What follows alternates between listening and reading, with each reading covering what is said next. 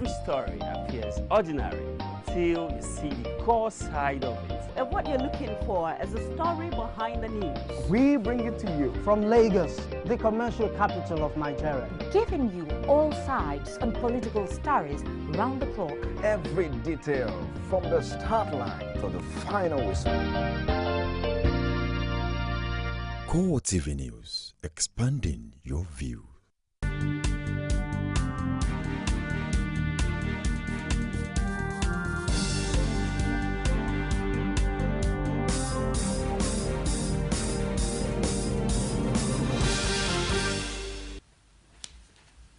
Good evening and thank you for joining us on CoreTv News at 7. I am Frank Omalape.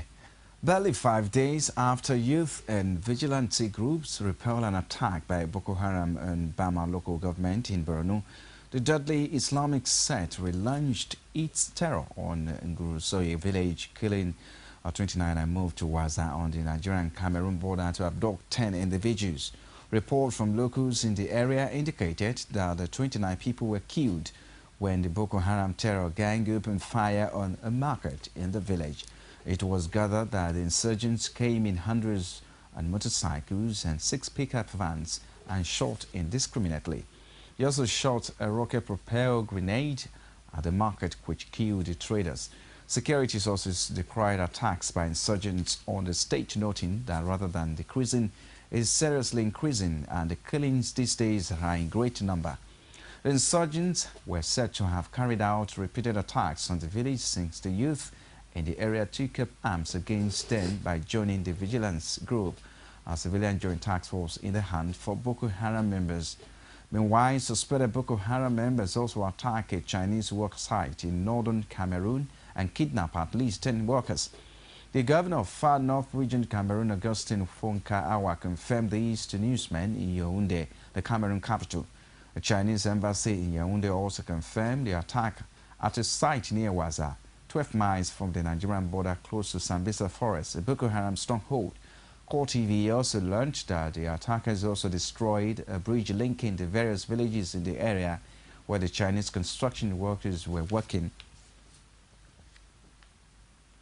The principal of Government College Makurdi, Godfrey Ugudu, says the school has received a letter from Boko Haram cell threatening to attack the school.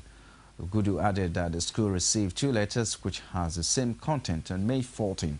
It says the letters were dated May 14, 2014, stating that they were coming to abduct our boys whom they would marry to the secondary school girls abducted in Chibok. He added that the later asked the school to inform Mount St. Gabriel Secondary School to also get prepared as they promised to invade the place too. It says the Commissioner of Police, Commissioner for Education and the Governor have been informed. The 2 letters were written in Pidgin English. One was cited inside one of the classrooms and the second one was slipped into staff room. About 500 out of 700 students of the college are living in the school, while Mount St. Gabriel is a purely boarding school. The police public relations officer in the state, Dan Ezeala, confirmed the report and assures that the police are on top of the situation. Nigeria and its neighbors have vowed to work together to combat Boko Haram in what Cameroon President Paul Biya described as a declaration of war. Meeting in Paris, President Goodluck Jonathan and his counterparts from Benin, Chad, Cameroon and Niger approved an action plan designed to counter the terrorist organization blamed for over 2,000 deaths this year alone and abduction of more than 200 girls. Jonathan dismissed criticism that the Nigerian response had been slow, saying the terror only started in 2009 and we didn't have the architecture to deal with that. As we progress, you will see that the Nigerian military will cope. French President François Hollande says the group has threatened civilians, attacked schools and kidnapped citizens of many countries. The action plan will involve coordination of surveillance efforts, sharing of intelligence and joint efforts to secure the porous borders in the region. We are African totally leaders committed to ensuring that these girls are found wherever they are and make sure that they join their families We'll do all our best. Presently, Nigeria has 20,000 troops in this part of the country, the northern part of the country, the northeastern part of the country, where we have these terrorists.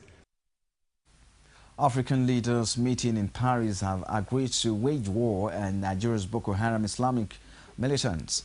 President Hollande of France, who hosted the summit, says regional powers has pledged to share intelligence and coordinate action against the group. The Paris summit brought together President François Hollande, Nigeria's Goodluck Jonathan and their counterparts from Benin, Cameroon, Niger and Chad. Afterwards, Hollande says participants had agreed on a global and regional action plan. This, according to him, involved coordinating intelligence, sharing information, border surveillance, a military presence notably around Lake Chad, and the capacity to intervene in case of danger. Cameroon's President Paul Biya and his Chadian counterpart have declared total war on Boko Haram. Representatives from the UK, US and EU also took part in the Paris meeting. Nigeria and its neighbors have vowed to join forces against Boko Haram under an accord described as a declaration of war on the militants holding more than 200 schoolgirls. A meeting in Paris, Nigeria's President Goodluck Jonathan and his counterparts from Benin, Chad, Cameroon and Niger approved an action plan to counter Boko Haram. The action plan will involve coordination of surveillance efforts, the sharing of intelligence and joint efforts to secure the porous borders in the region, according to the summit conclusions. The countries also agreed to push for UN sanctions against the leaders of Boko Haram and another group, Ansaro. Some Nigerians held a meeting saying they are exceptionally glad that Cameroon is on board.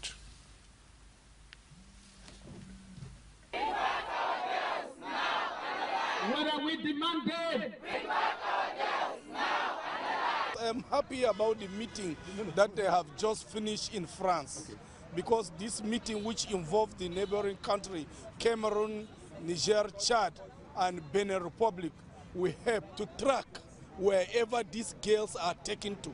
Because if these girls are truly, as they said, that some are taken to this country, the forces in the country where they're taken to, we have to fish them out. We expect to see the international community engaging in discussing the issues of our borders. We note that there is a concern within the Cameroon and Chad borders.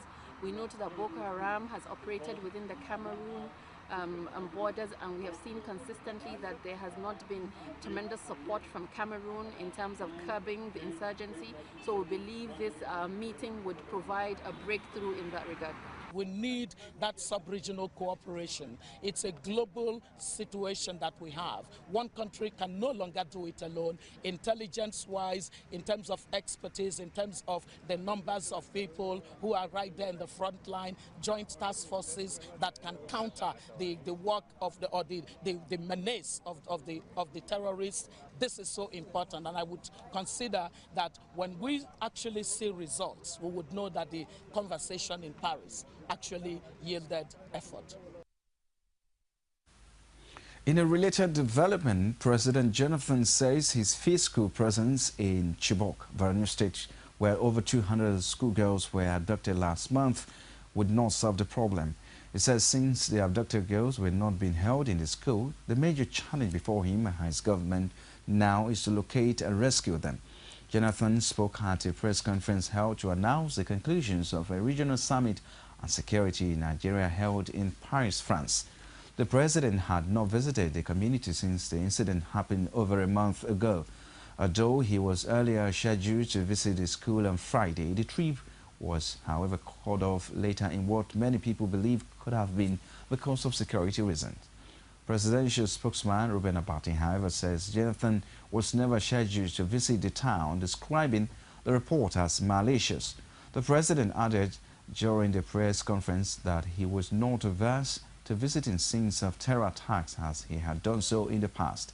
He also said the allegation of misappropriation of funds by the military was exaggerated, but considered that administrative lapses may have a part to play in adequate funding of the war against terror.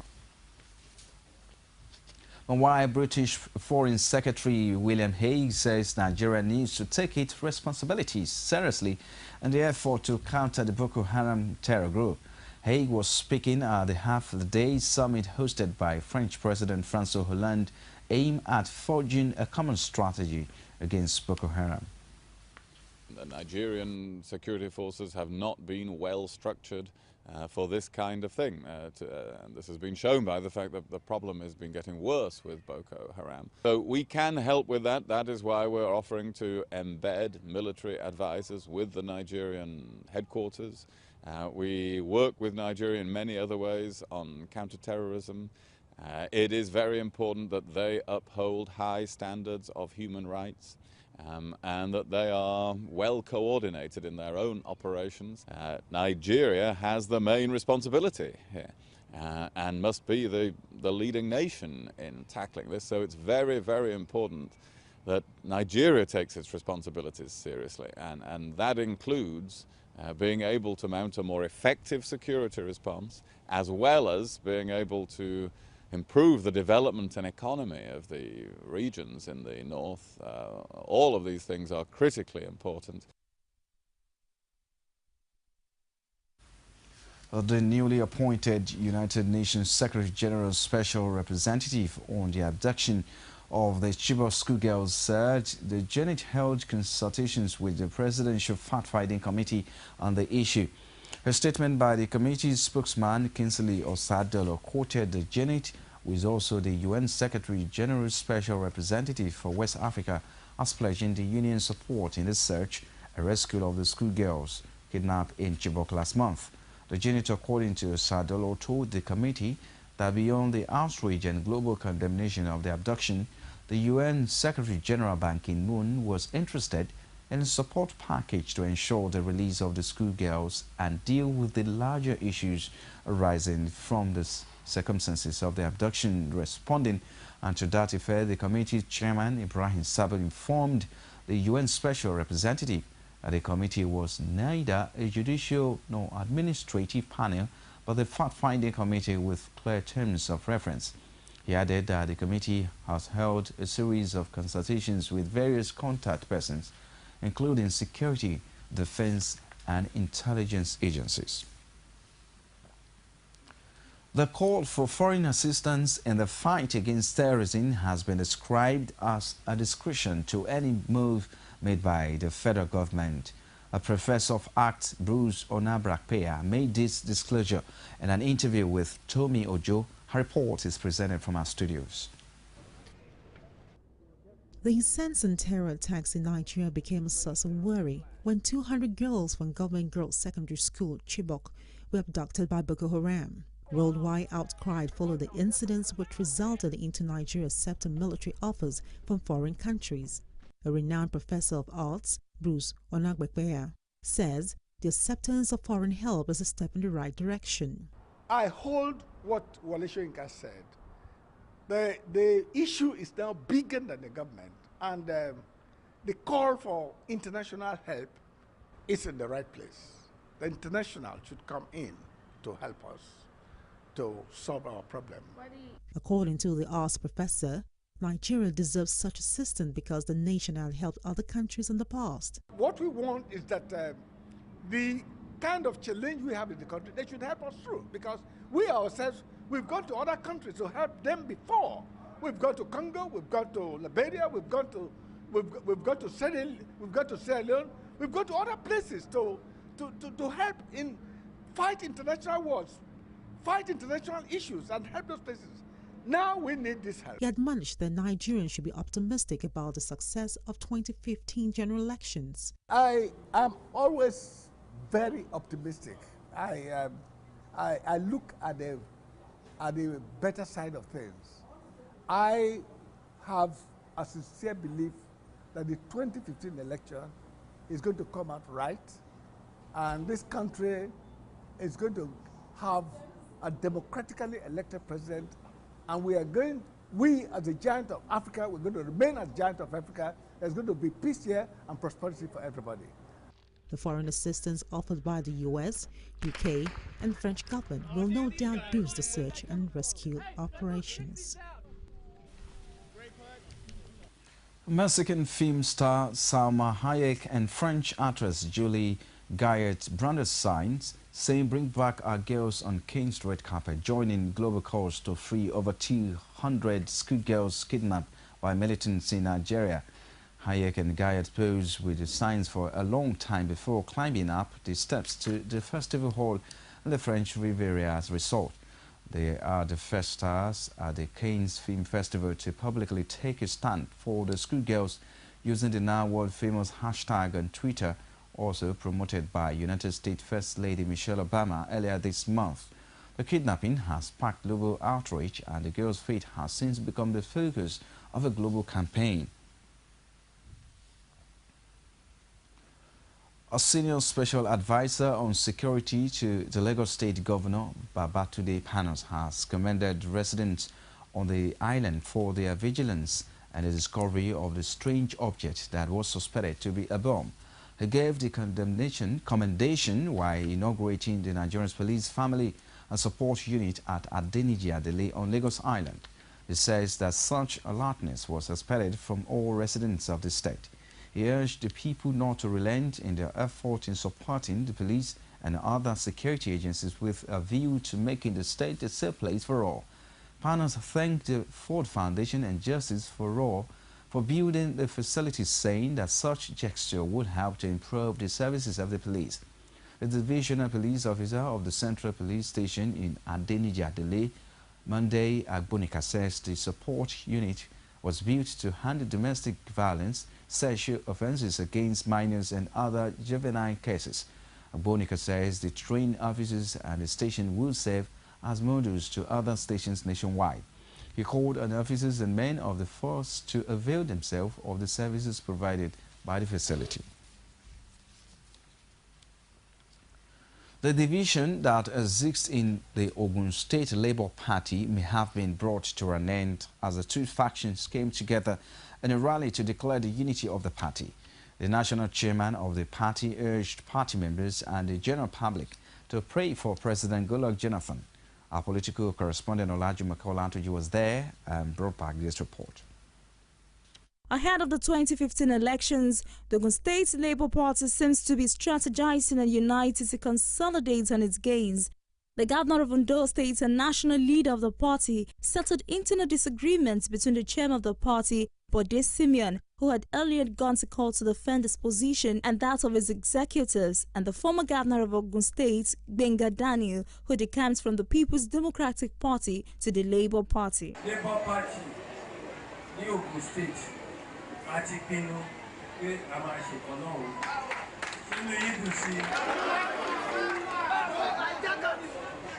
Mo fẹ́ kí alága Simon láti ẹ̀dùn national chairman títí gbé gbogbo àwọn national leaders àwálé yìí inú wa dùn pé iṣẹ́ tẹ̀ ń ṣe ó jẹ́ nǹkan òwúrí fún wa.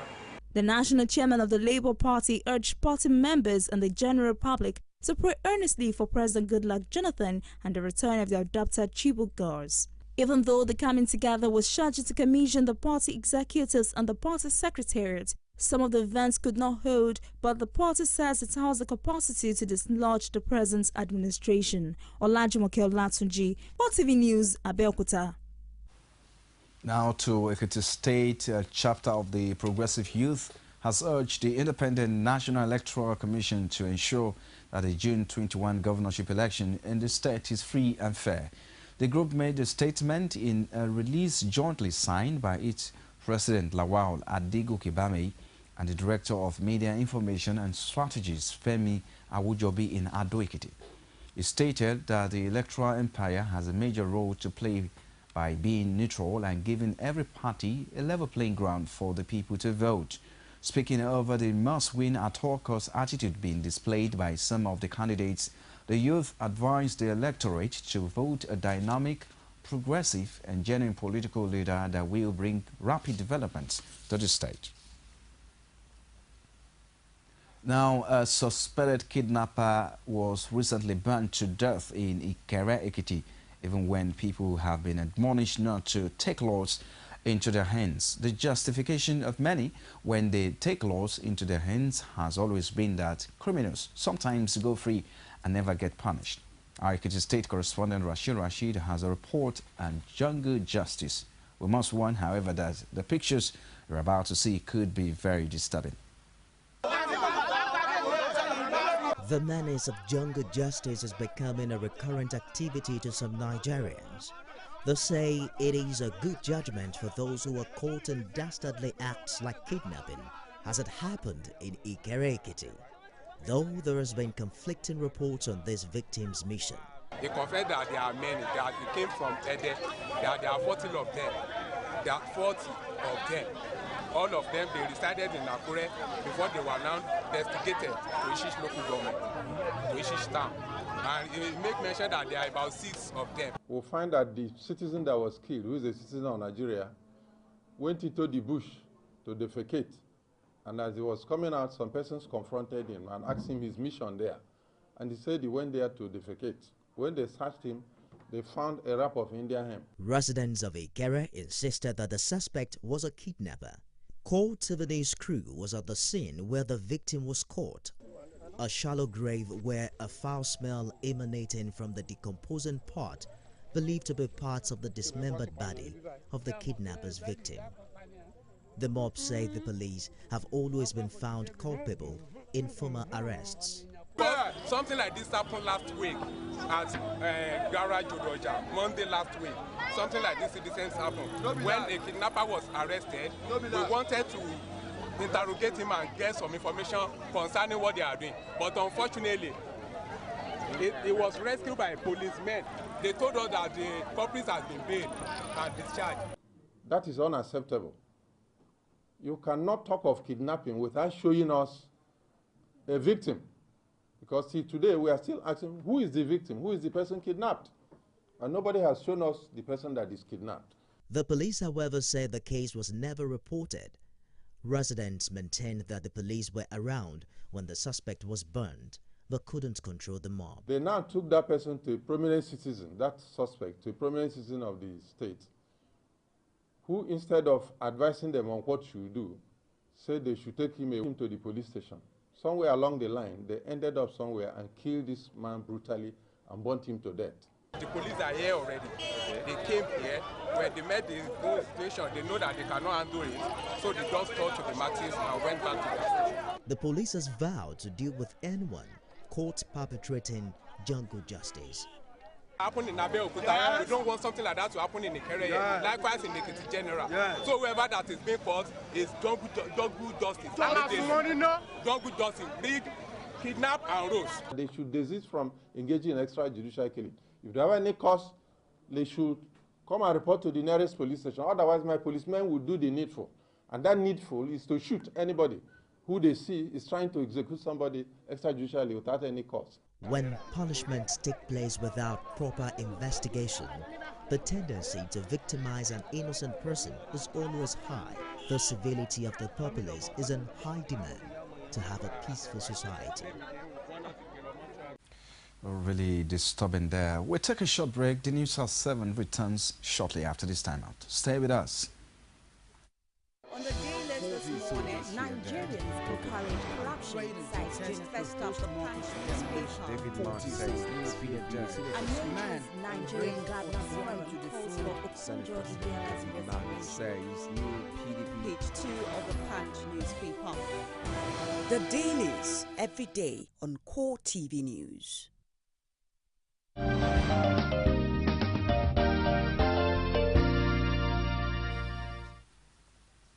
You're still watching CoreTv News at 7. For more information on our news and other programs, visit our Facebook page, facebook.com/CoreTv News. You can also follow us on Twitter at CoreTv News NG, and on YouTube, also www.youtube.com/CoreTv_News. Outside Nigeria now, President Joyce Banda of the ruling People's Party of Malawi held a final rally in her hometown ahead of next week's election in which she is seeking a second term. Malawians are expected to cast ballots that will determine a new president. Joy says she has decided to choose the Malawian people over and above any personal interest. I was advised that 7 months before elections was too short for me to tackle corruption, because the people that are benefiting from it, they will fight you back, they will smear it onto you, they will bring you down, you may never get up. I said, yes, I don't have a choice. I have to choose my people, I have to choose Malawians. There's one board president who came in and decided that enough was enough. People were going to stop stealing. 86 people have been arrested, 40 cases before court, 33 accounts frozen, property withdrawn. Malawians have seen that I came in and found a country that was corrupt and bankrupt. I've turned around the economy. With the help of Malawians, Malawians will have to decide. And that's a wrap on CoreTv News at 7. Thank you for watching. I am Frank Omalape. Good evening.